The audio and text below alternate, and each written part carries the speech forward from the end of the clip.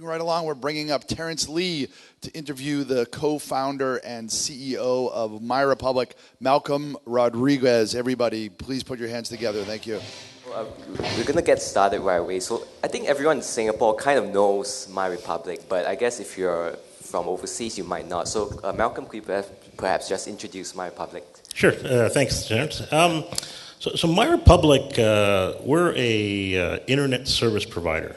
It sounds very simple, but we're focused on national broadband network environments. So Singapore, in 2006, the government announced that they were building a fiber optic network to every home, every business, every school, and it was going to be an open access environment. They wanted to create competition, they wanted to create innovation, and so they put this environment in place where the incumbents and new players could get 100 megabit access on a wholesale basis into pretty much every location.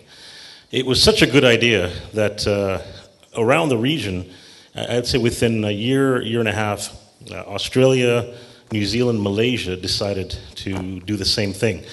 So effectively through a public-private partnership, invest money to push fiber optic connectivity everywhere.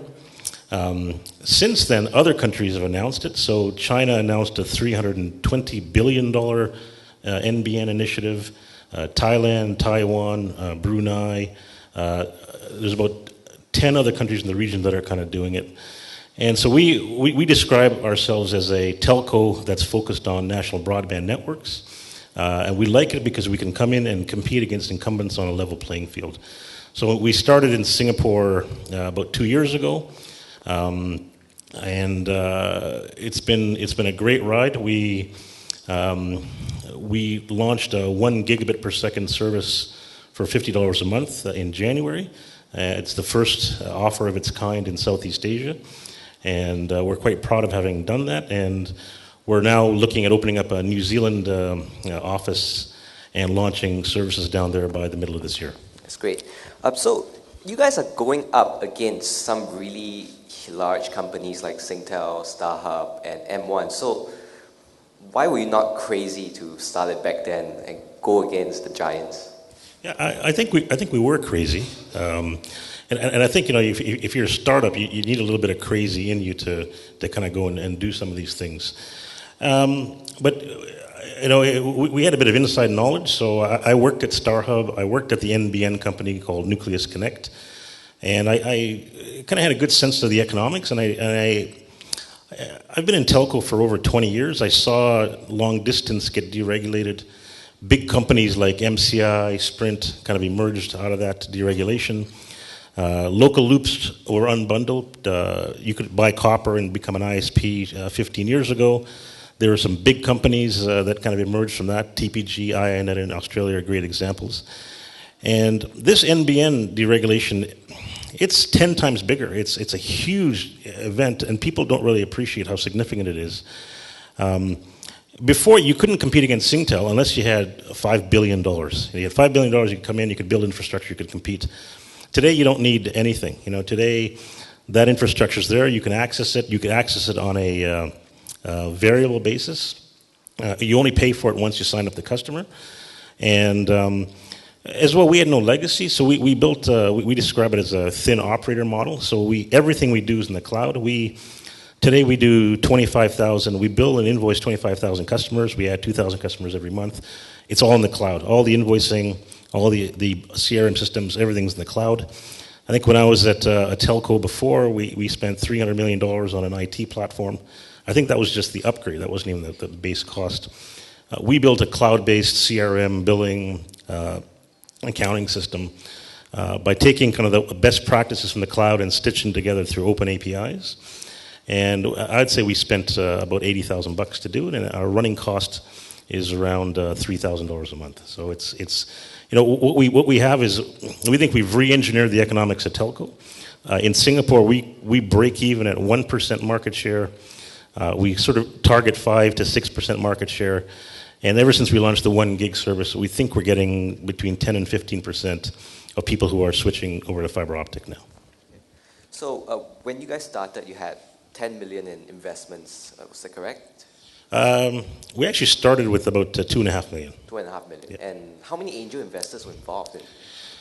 At the start, we had 17 angel investors. It was all kind of a friends and family round, and they pumped in between 100 and 200 grand each. And with 2.6, we said we can do this, and we took off from there. Okay. And right now, I think in an article that you guys were doing like 5 million revenue, right, in 2013. So where are you guys at now? Yeah, we're probably about 15 million of annualized revenue. We're adding about 2,000 customers every month, which is about 100 grand of monthly.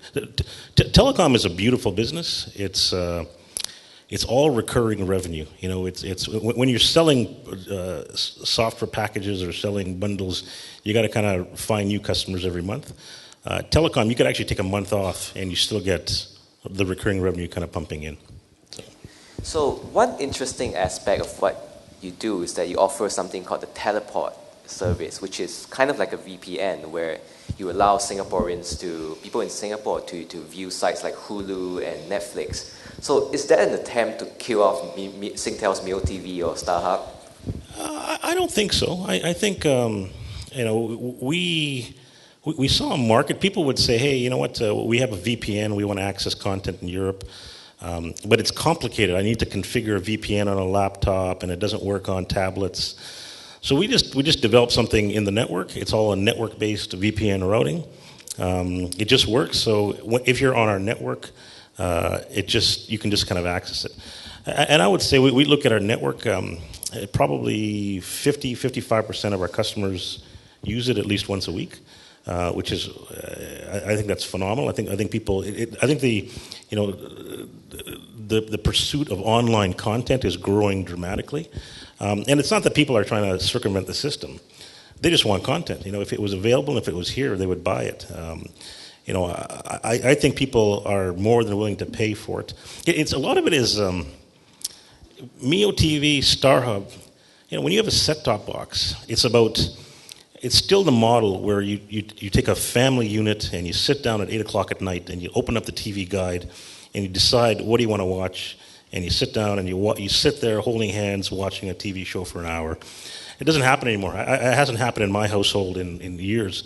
You know, I got my daughter on her iPad. I got my son on his laptop. My wife, is doing some watching YouTube. I'm watching Netflix on the TV. Everyone's got kind of a personal consumption, so you can't have a device. You need to be able to deliver content, what people want, when they want it, and on any device they want. And the only way to facilitate that effectively is through online streaming. So has Netflix or Hulu come after you yet? No, you know, we were very careful about this. We talked to CASBA, the Content Association.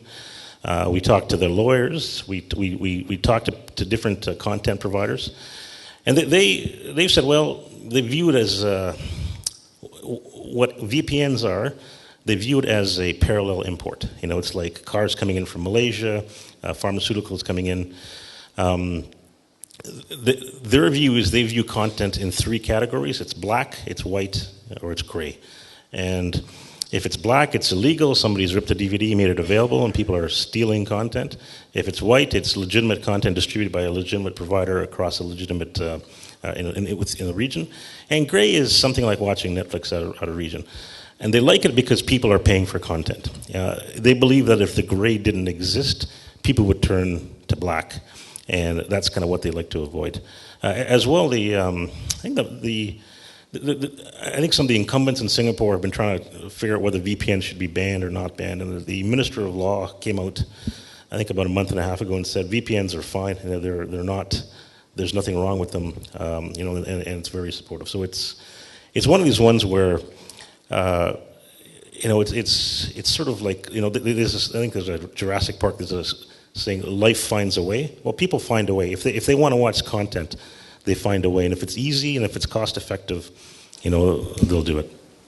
So ISPs or telcos in general hasn't been very popular. I mean, people are ranting against the telcos for raising prices, and World Cup is coming, and people are complaining about that the price of watching World Cup has gone up 3-4 times, right, in the past few years. So How can you ensure that MyRepublic won't become the telco that everybody hates? Yeah, the reason we started the company is we believe that there's fundamentally a new way of life coming. There's telcos create a wall garden, and in that wall garden they have their voice service and they have their TV service and they have their applications. And if you buy it from them, it all works and everything kind of works. If you try to go elsewhere, if you're trying to use WhatsApp or Skype, they'll say, hey, maybe we charge for it. I think I saw a report that there's a number of ISPs, large telcos in the US that are degrading over-the-top content services intentionally. It's because they worry that all this over-the-top stuff is cannibalizing their revenue. We philosophically believe that we are an access provider. We do it cheaper and better than anybody else, and that's where we are. So we work with cloud guys. Our teleport service is not just about geo unblocking and accessing overseas content. We do custom routing to the servers where that content resides. I'll give you an example. Netflix, for every movie Netflix has on their site, they have 134 versions of it. So depending on what device, depending on what bit rate you have, they'll determine whether you get a SD stream or an HD stream or an ultra high def stream. And our goal is to give a connectivity from every one of our customers to the content they're trying to download at the best streaming speed possible. So it's not just about 1 gig to your home, it's about having QoS connectivity to wherever BBC is or Viki is or where Toggle is. So I think competition in the telco space is very brutal. So could you give us some insight into how tough it is to be in that space and what kind of tactics are sort of used against you? Yeah, it's I made a fundamental flaw. When we started, and when I worked at StarHub, the philosophy at StarHub was we don't really care what M1's doing. We're just going to look at Singtel and follow the leader. And so when we launched, I said, guys, don't worry about it. We're going to fly under the radar. Nobody will notice. Nobody will kind of care. And then when we launched a no contract plan. We said no data caps, no international caps, and we got all sorts of letters from lawyers from the big guys saying you can't say that. That's not right. It's not.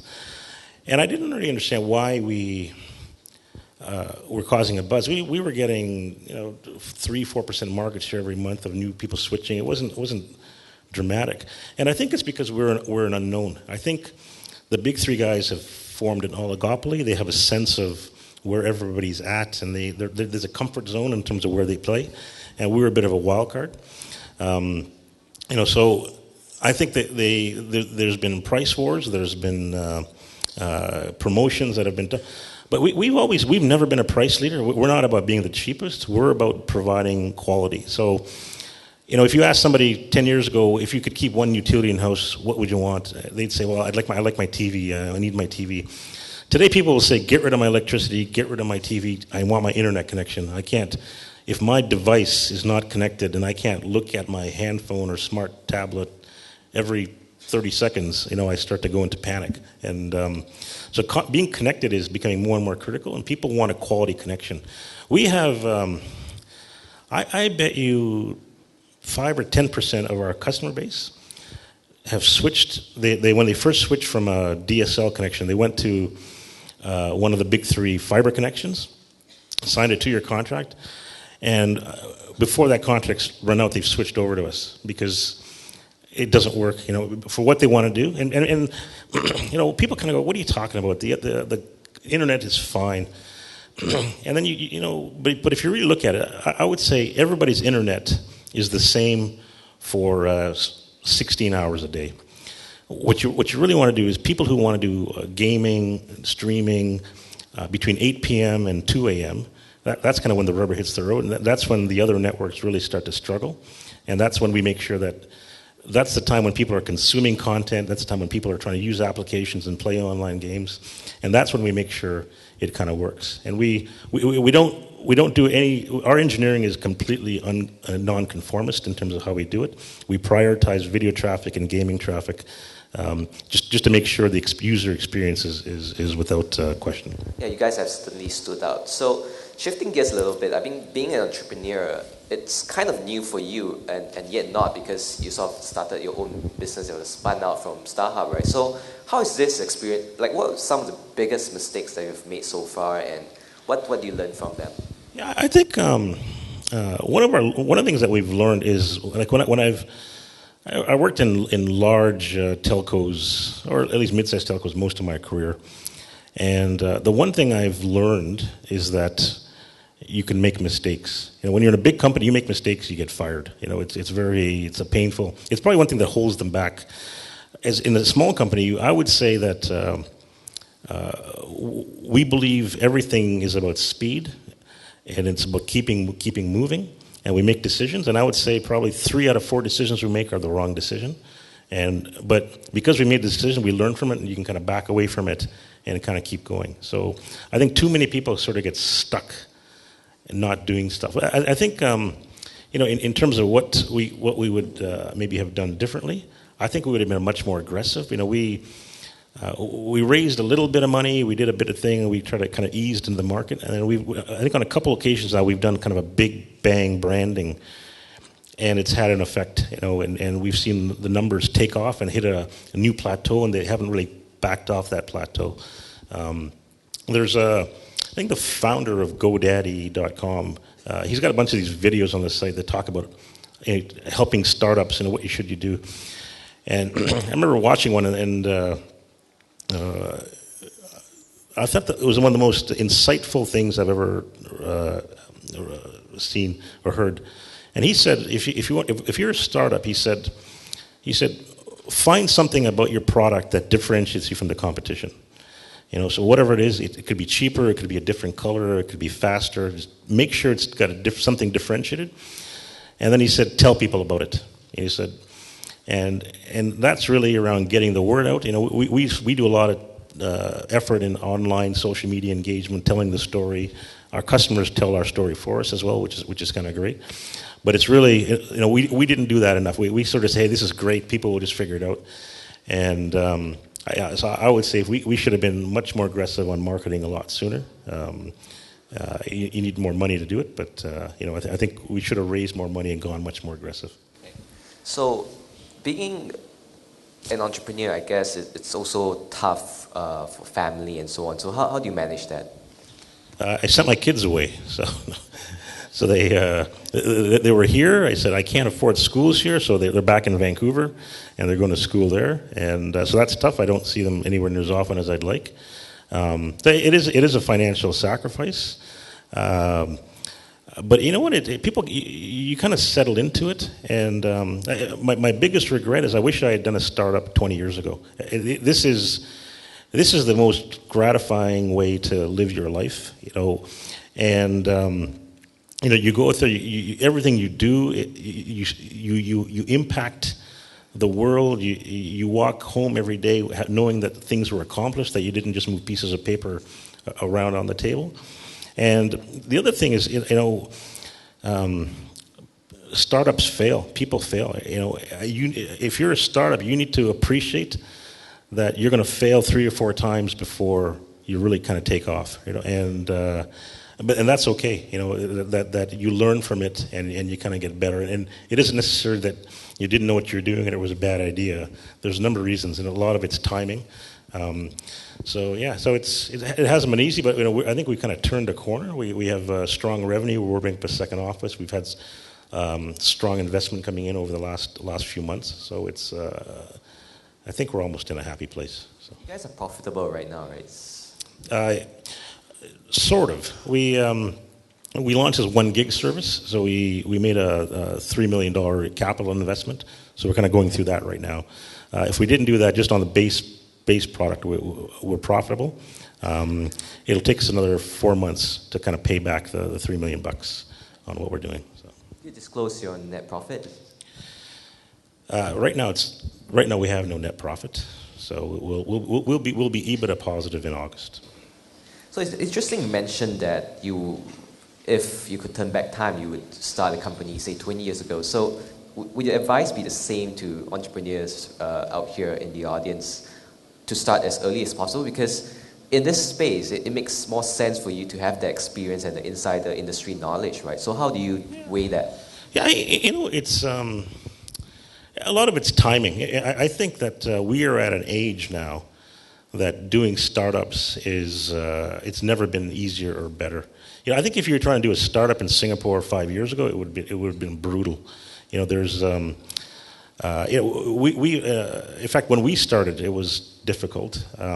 All our funding has been primarily through angels.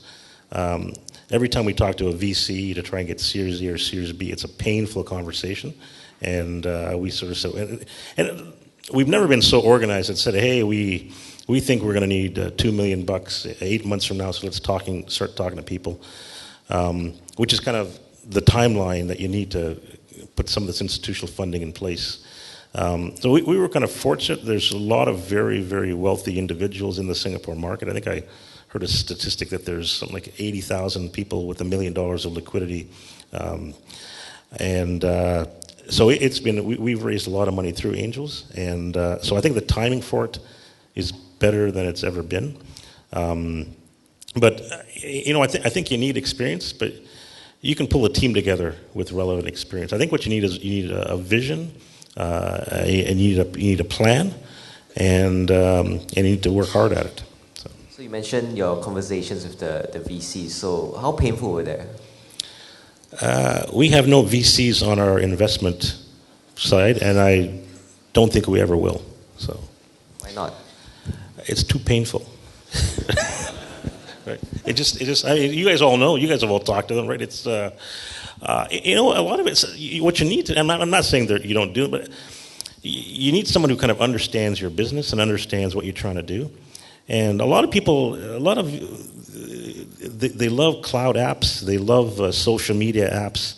They hate telco. I think our first meeting with, I think Nomura, they go, telco is horrible. What are you doing telco? It's get out of. And I'm going, it's a subscription business. You just grows and it just keeps. You don't lose customers. You just kind of keep growing. But so it's also timing now. I think we were talking with UBS Bank a couple of weeks ago, and they said, "Oh yeah," they said, "Well, consumer is hot," and they said, "The good news is you guys are in the consumer space, so we could probably shop you guys around." It wasn't telco; it was the fact that we're in the consumer space. So there's trends around getting financing that I think defy logic. That I think people read reports, get all excited, and they kind of go down there. So I think if you're in one of these hot spots, you can get money, you can get access to funds, and it's a little bit easier. But for us, telco's not interesting or sexy. People say, what do you want to be involved in the dumb pipe? All the money is in the cloud. Well, we like the dumb pipe. In fact, our dumb pipe is a smart pipe, and we think we can make a lot of money at it. I mean, you're a telco in the cloud, basically. Yeah, pretty much. The one thing what telcos do is telcos have a billing relationship, a customer service relationship, and they're actually a trusted supplier to a customer. In the cloud, there's lots of scary things, but we can provide that billing relationship, that support relationship to the customer. So there's things that people want from the cloud that we could facilitate through our relationship. So you talked about vision, right? So what's the grand vision for MyRepublic 10, 20 years down the road? I'll be retired, but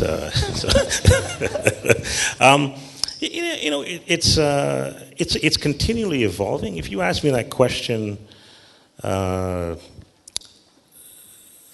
or 4 weeks ago, I would say our plan was to follow the national broadband network rollouts. And right now, Australia, New Zealand, Malaysia are advanced enough that we want to enter those markets. China, Taiwan, Brunei, Thailand are looking at doing certain things. We've had everything that we've kind of done in the cloud. So whenever I worked at telcos, our software that you buy to run and operate a telco is extremely expensive, very cumbersome. We've built something in the cloud using open APIs that's very, very cost effective, certainly on a per subscriber basis. And we always had a dream to take that, spin it out, and sell it to other telcos.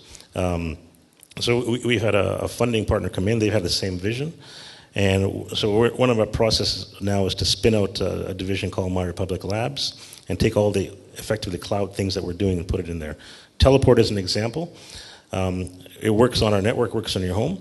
We're gonna create a smart app for Teleport, and we're gonna sell it into mobility companies around the region. And there's a lot of guys that really are trying to drive mobile data usage in Malaysia and Indonesia and in the Philippines. And to have an application where they can kind of stream content, it's exciting for them, right? And so we kind of like it. It's very easy for us to do. It's very easy for them to kind of deliver. So we have a number of things that we've kind of done. So we have effectively a software house that we're going to spin off and start to productize and monetize. And I actually think that could be bigger than what we're doing on the access side potentially. So have you talked to any handset manufacturers yet? No, not yet. No, I think the beautiful part about the market today is we don't need to, right? You create something that works on Android, you create something that works on iOS, people can kind of download it, and you're off to the races. So it's a much easier environment to play in. So will you be going into, say, postpaid mobile plans and things like that? So mobility has always been on our roadmap, probably maybe 2 or 3 years down the road. The IDA here in Singapore has issued a consultation around mobility.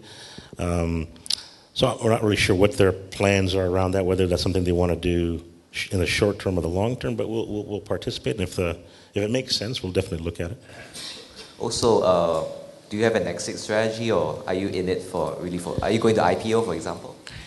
Yeah, when we started this 2.5 years ago, our plan was to get to 25,000 subscribers, sell the company for $30 million, and leave town. So we have our 25,000 subscribers. We have a good growth trajectory. And we're starting, we kind of had anticipated and hoped that NBNs would kind of take off around the region. And they are. So our plan now is to grow into as many countries in the region on the fixed side. We're kind of targeting an IPO in 2017. So by then we need to get to significant scale. So I think that we need probably 4 to 5 countries of operation to kind of be there. So we're not looking at an exit. I think we have a chance to build something radically different in the market, and that's what we want to do. So taking on the incumbents, it kind of puts you in a vulnerable spot in a way. So as a startup, in your view, like when should you work with the incumbents, and when should you sort of position yourself as a disruptor? Well, I'm not. I wouldn't work with the incumbents. I think there's a lot. I think there's a. I was reading an article around people who. There's a lot of guys who develop applications, and the way for these applications to kind of really get monetized, they have to go to a telco and work with the telco. And the telcos, philosophically, their product guys are all about protecting their revenue. So they'll look at an applicant and go, "Hey, that's cool." But if they think there's any chance it'll cannibalize an existing revenue stream, they do everything they can to drag their feet and kind of kill it. So I think working with them is difficult. I think unless you fit inside their box, inside their walled garden, it's a bit of a difficult place. And I'm not just talking about Singapore. I'm talking about anywhere around the world. We believe that we're an open telco.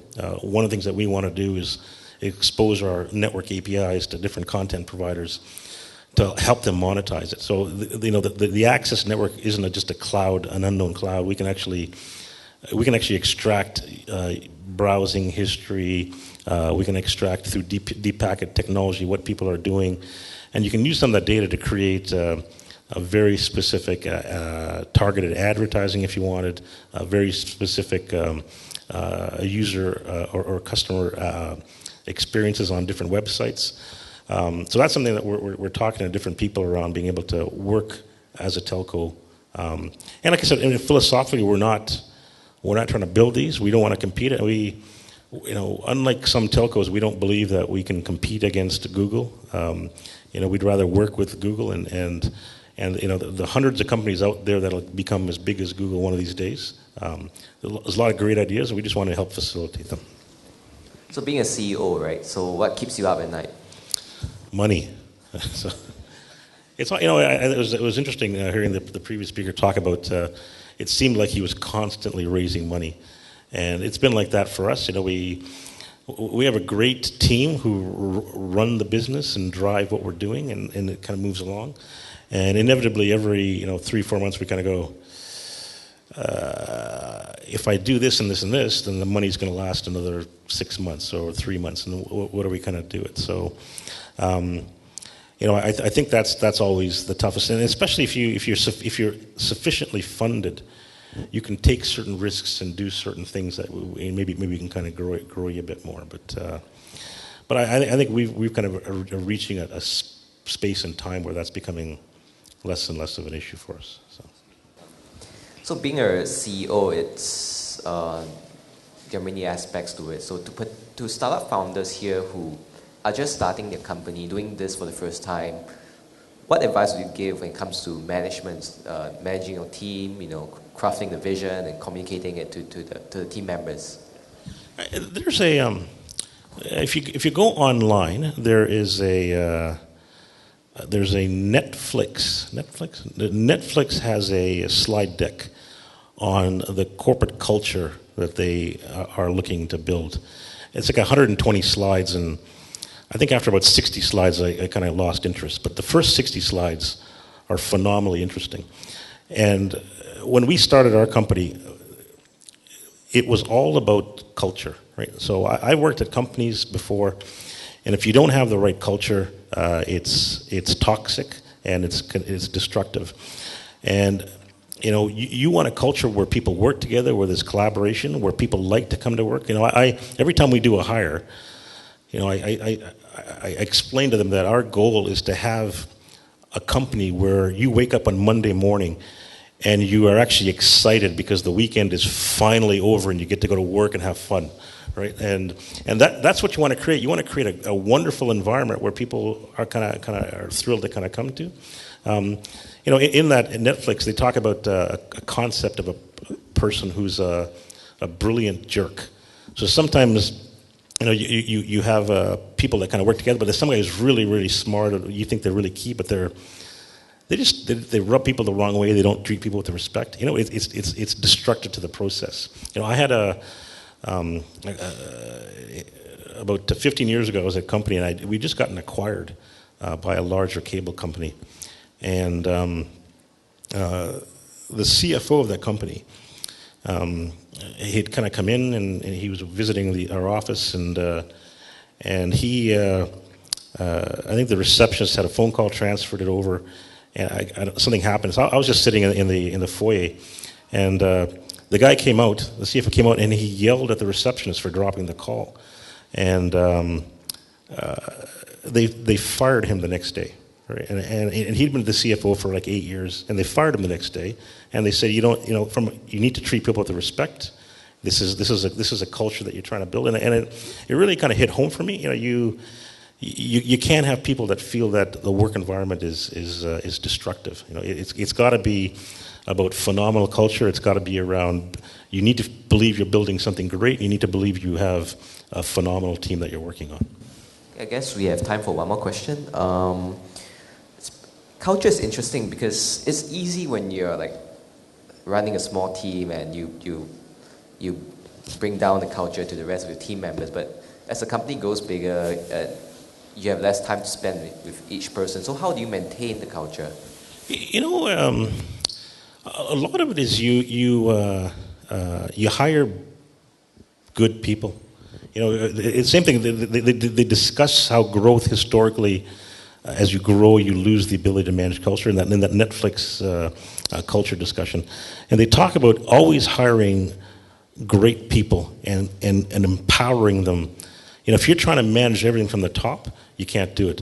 But if you have phenomenal people that buy into the culture, that buy into the spirit and the vision, and they can manage a sub-pool of 10 or 15 or 20 people, as long as you have those bundles of people, you can grow as big as you need to do. But you need to have people that you trust and that you empower. Thank you. So, thank you, Malcolm. Let's give him a hand.